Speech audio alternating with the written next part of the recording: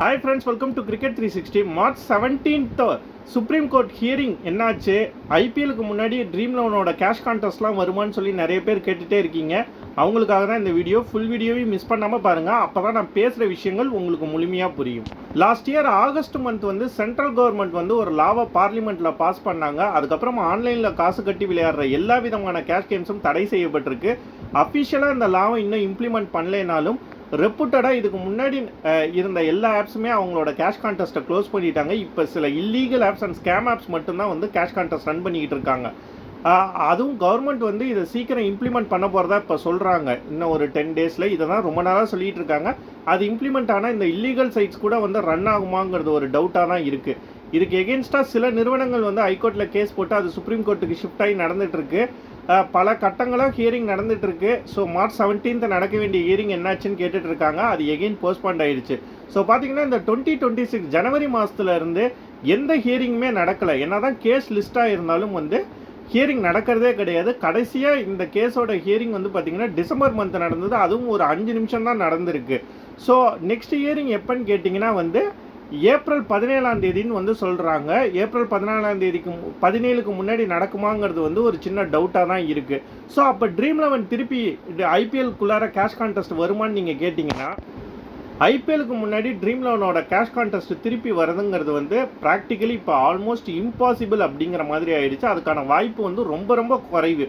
ஒரு 1% தான் வேணால் சான்ஸ் இருக்குன்னு சொல்லலாம். அது கூட ஹியரிங் நடந்தால் தான். பட் ஏப்ரல் 17th தான் எகெயின் கேஸ் லிஸ்ட் ஆகிருக்கு. அதுக்குள்ளார கேஸ் நடக்கிறதுக்கு வாய்ப்பு இல்லை. இது இல்லாமல் இன்னொரு விஷயம் சொல்லியிருக்காங்க.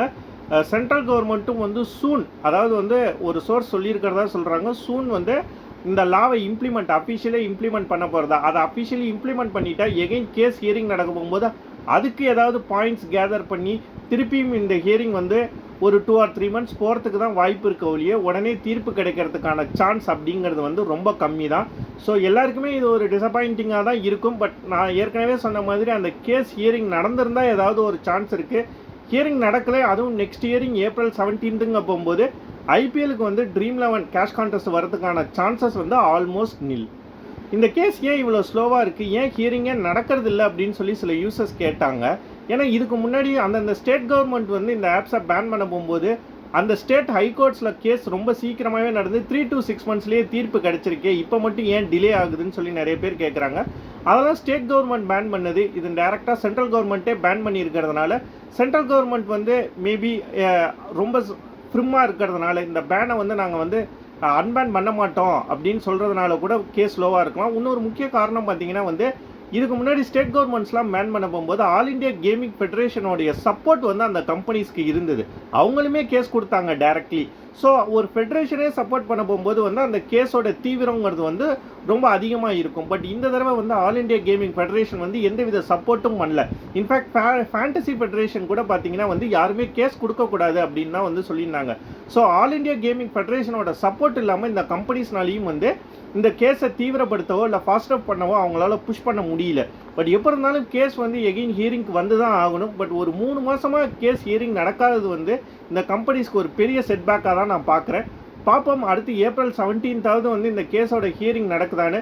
பட் இப்போதைக்கு இருக்கிற அப்டேட் கண்டிப்பாக ட்ரீம் லெவனோட கேஷ் கான்டெஸ்ட் ஐபிஎலுக்கு வரதுக்கான சான்சஸ்ங்கிறது 1% தான் அப்படிங்கிறது தான் உண்மை. கண்டிப்பாக இந்த நியூஸ் நிறைய பேருக்கு டிசப்பாயிண்டிங் ஃபேக்டராக தான் இருக்கும். நிறைய பேர் ஏன் நெகட்டிவாக பேசுகிறீங்க அப்படின்னு சொல்லி கேட்பீங்க.